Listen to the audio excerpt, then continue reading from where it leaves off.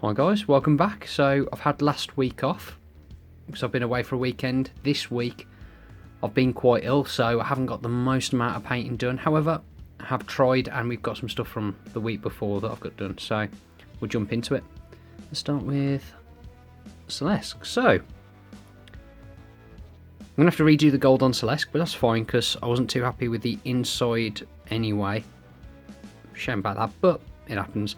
And I wasn't too happy with how I was going with the cloak. So what I've done is just the light a little. There we go, it's a bit better. So what I've done is I went in with a kind of over zenithal spray. I went in with some magenta. I know it's gone purple, but that's because of the underpainting. It makes it look like that. And then from the top down I've gone with the turquoise. So now we've kind of got that two-tone material that I've done on a few of the models, and I'm quite happy with that. So I'm going to hand paint, redo the gold, that's not an issue, and then I've got to work out what I'm going to do with the skin. I've got to re-go over that in white to go over like the blue that's kind of crossed over. Obviously I'm going to oil paint a lot of stuff afterwards, but I'm kind of happy where that's going now, so much happier. Then on to, let's do this one. So with some of these, I've just gone over the hair with white. Nothing fancy, it's just for when I go over it with the contrast paint, it's going to give it a better canvas, better surface to work over. I've also gone through and gone purple on the, we're going to be able to see. It's very dark, but that's fine because that's what I want. I've also gone purple on the inside. And a very quick job on the skin on the inside of the mask. That was really simple. I had a mixture of, I'll get to the skin when I get to Sigvald, but I've got a mixture of some chimera colours, and all I did was painted red oxide onto the skin, and then just highlighted the lip and the, let's see if we can see it, lip and the chin with that skin tone, and just left it at that because I don't think it needs any more. It's such a tiny piece. From here that looks like a mouth and chin. That's fine. I want it to be recessed anyway because the face isn't a focal point of this miniature. I mean, I've contrast black painted the whip on this chap. Nothing special. Again, white hair. With the halfling, again, just the white hair. Nothing special.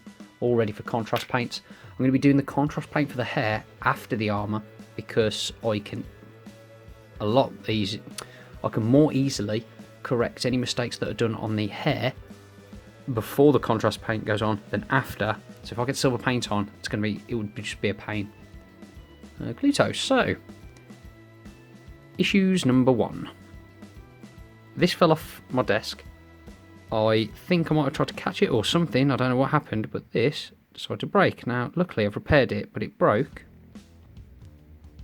just down there. Luckily it was still hanging on, so I just bent it a little, put some plastic glue in, bent it back, and held it on place in between these 3 paint pots. He's just been resting, like, I'm not going to be able to do, but resting on here. However, well, that was problem number 1. Problem number 2, well, this nasty little patch of skin that I'm going to have to go back several times now and blend back in after I'm finalised the skin, because the paint stripped off, and this is why I'm starting to wear latex gloves. I bought a box of them when I'm painting miniatures. Realistically I should probably be holding it like that with the latex glove on now, but it's when I'm airbrushing is the issue, really. So it seems to be, I might be leaving fingerprints on miniatures, as I've mentioned before. I think this really is making an effect and I don't like it, so positive steps for doing that. Anyway, so we've got the trousers that are done in the same two-tone material, again very simple. I've then just dropped a Guilliman flesh with some contrast medium over. I believe that is it. That's Fire Slayer. Oh, let's see this one. Guilliman flesh with some contrast medium. Contrast technical medium. Drop that over the flesh. Did a couple of coats on the belly because I got it too thin. The rest was all just one coat. So from there, I'm very happy with it. You can see because I've done that purple undertone, which is part of the experiment of this. It's given that not rosy cheek, but it's given that purplish hue to the cheeks. That's quite nice. So I'm pretty happy with that. I think I might go back in and... I think I'm going to go back in and do another coat of the Gunman flesh. So I want a darker skin tone than that. But I don't want Fire Slayer flesh dark. So we're good. Again, that is very annoying.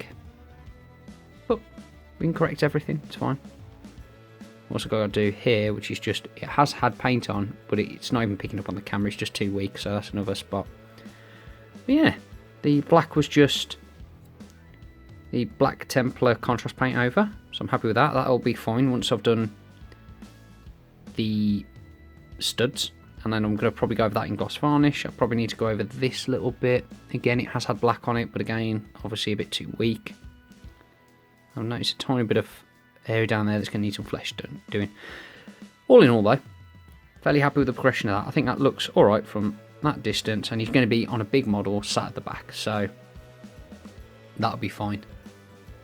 Now, I really went over the cloak on Sigvald. Let me just get some dust off. I went over the cloak on Sigvald, so this is where we're at. I'm still undecided by the freehand. I think I'm kind of like how it is at the moment, but I might have to go freehand, and I'm probably going to bring the colour up because it does look quite nice at the moment, but it's Sigvald, so I think I'm going to have to make the effort. And speaking of effort, this is where we're at with Sigvald. So I used some Games Workshop paints because I wanted to see if I could just match a colour for the cloak. What I should have done, and I only thought about it after the fact, is I should have mixed some of the ink that I'm going to use on the rest of the model along with some contrast medium and done it that way. But I didn't. This is what we got, so we're working with it. And this is where I've got the skin tone to. Now, skin is not my forte. I had to do some videos. I had to ask one of my friends, Kyle, who's really good with flesh tones. He's done quite a few miniatures, and he's way into using a brush more than I am.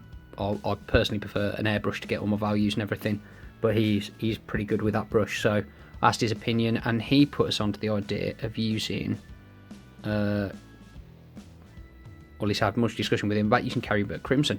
So I painted it. It looked flat, and I asked him what he thought about doing that. Go back in. He says he always goes back in with his darkest colours and reinforces the shadows if needed. And Carronburg Crimson is a really good one to be doing that with.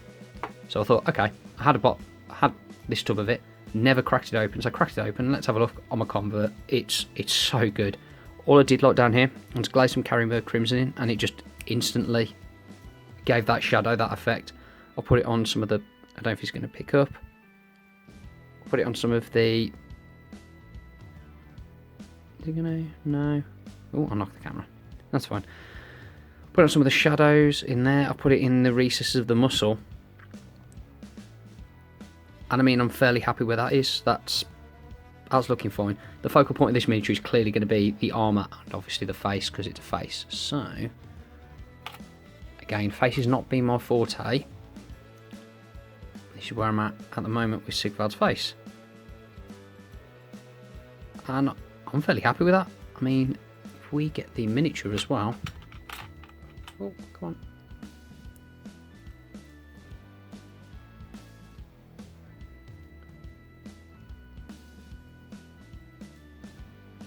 I think that's looking alright. Yeah. So what I decided to do with this as well is not only, admittedly, a bit of experiment. Not only did I decide to have a go with the Carronburg Crimson, I also mixed my own colours. So we'll get to what I used.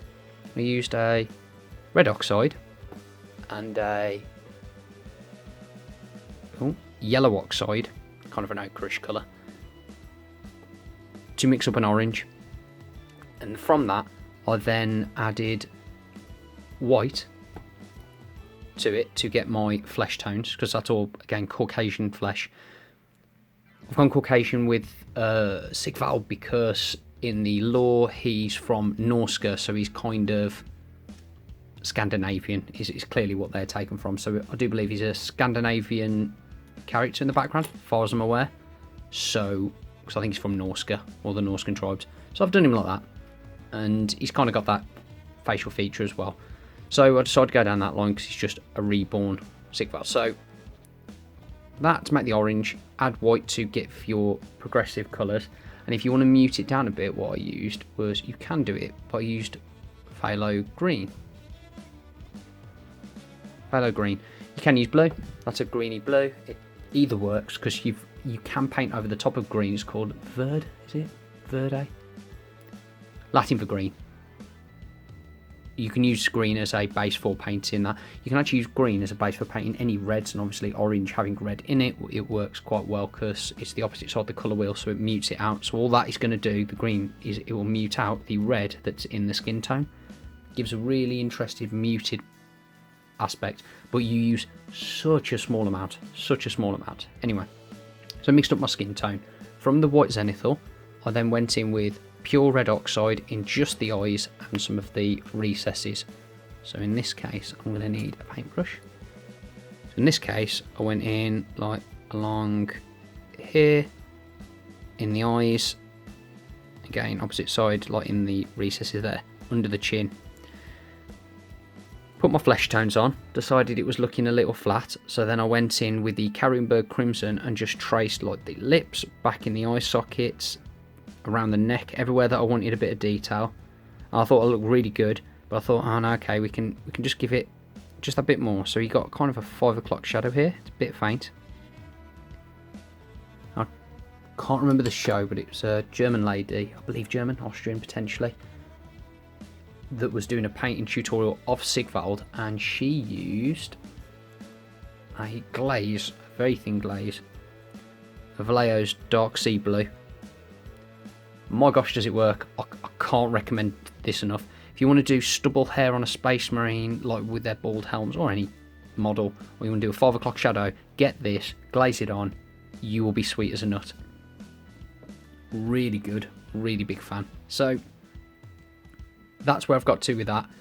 I've also done the back of Sigvald's shield. It's not the biggest amount of work, but I've just done purple there, so it's not an issue. So it's not a big thing, it's just been done. And I've done purple on this crew member, since I forgot about it with the other crew. Put some black contrast paint on. So we're doing alright there. Well guys, that's the video for this week, and I'll catch you next time. Hopefully I'm going to get some more painting done on these. I've got some other projects I'm really looking forward to working on, so I need to get through these 3 characters. So I've got my 2,000 point army as I wanted at the moment. Oh, and I've got to do the Soul Feaster, which game, that is just a gaming piece. There's going to be no impressive detail on that. So I've got to get this all done. I can get this on the table. I can get playing with the list that I want when I eventually get some games in. And then I've got some World War II armies that I need to do. I've got Russians that I need to completely start, and I've got my Germans that I'm going to finish off. They're just gaming pieces, there's nothing fancy about them, so hopefully they shouldn't take too long. And I've also got terrain for that game that I need to do up, so I can run an entire game for people. So that's my chain of command stuff.